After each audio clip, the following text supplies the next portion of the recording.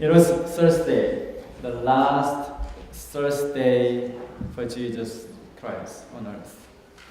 And probably sometime in the afternoon, the disciples asked him, where are we going to have the Last Supper? And Jesus instructed them to go to the city, and you're going to meet a man with a water jar.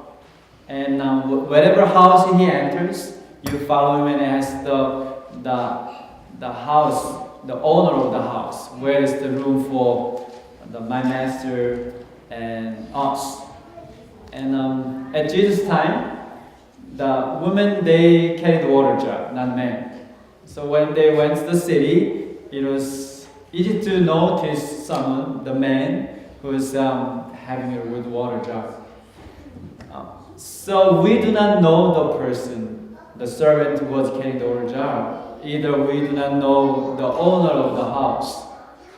But anyway, that's the place where Jesus had the last meal with his disciples. And once again, and Jesus didn't own anything. Even the last meal with his disciples, it was rely on strangers' kindness and hospitality.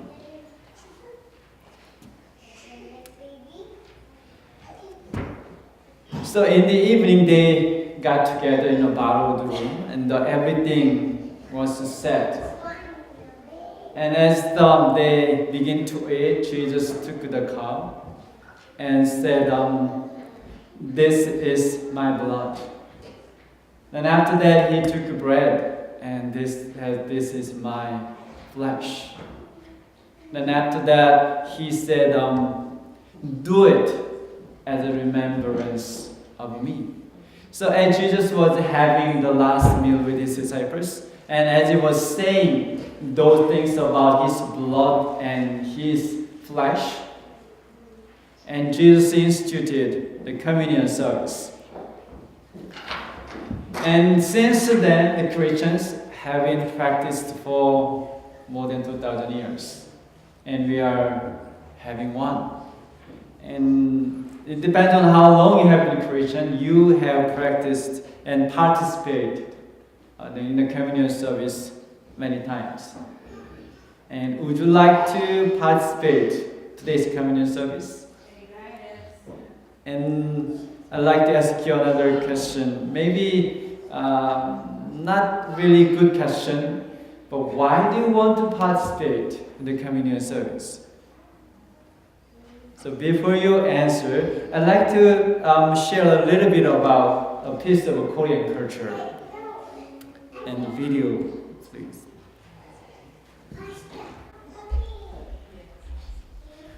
In Korea, non-Christians, they have a special ceremony for deceased ancestors.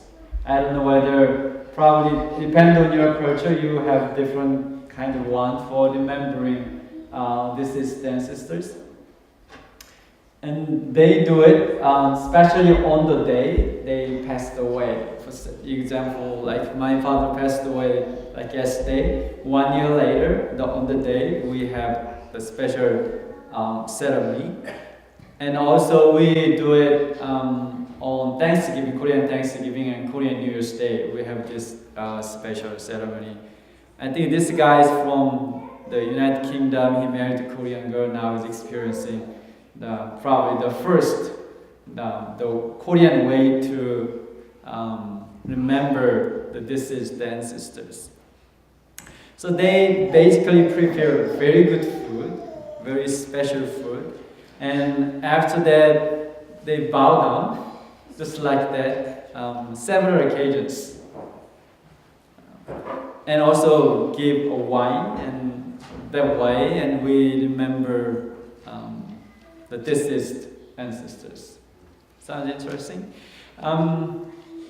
But when I used to practice it before I became a Christian, and the service was done about midnight. So I go to bed around 10 or 11, and my parents woke us up and were ready for this special service. I didn't like the fact that it was done before midnight because I had to wake up and and do the ceremony. But I like the fact that I could eat good food. And at that time, there are certain kinds of food we could eat only this ceremonial time. So we kind of expected for that time. So wow, we are going to eat certain kind of food. But I have a secret.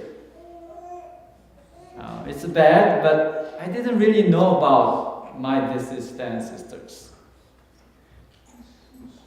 Weird, right? But I didn't care much about them. And the one thing I cared about good food at the time. And my father sometimes told us about them, and you know about teenagers. They listen, but not really listening, and come here and go there. So that's how I practiced the Korean way of remembering deceased ancestors. And I wrote a thesis, later on I wrote a thesis about the Korean ancestor worship for my master's degree. And the people, when I interviewed them, they do not know how it began. And they didn't know why they were doing. And it also created many in-law problems, because they have to travel to parents-in-law's house and prepare food for a long time. And especially the food are prepared not for women, not men, but by women. So the kind of a lot of in-law problems. And also in some family, women's participation is a big issue. Some family, they allow the daughters to bow down. Some family, they do not allow the daughters to bow down. So it's creating kind of the problems. And also, sometimes they fight how to set the food. So some people say the apple must come here, and some people no, apple must come this place. And also they argue about the order of the service. Some people say do it this one first, and some people doing this one first. Even before Korean and their Joseon dynasty, there were scholars who studied about those orders and how to set the table. But interestingly, people who are participating that ancestor worship, they didn't really know anything about deceased ancestors. The communion service is time to remember the life of Jesus, especially his death, his suffering, death, and resurrection. So why do you think Jesus instituted communion service and told us to remember him and do it as a remembrance of him? Deuteronomy 32 verse 18 says, "Of the rock who begat you, you are unmindful, or you are forgetful, and have forgotten the God who fathered you." And Jeremiah 18:15 says, "My people have forgotten me." We are forgetful. Don't you agree? And we need a continual reminder.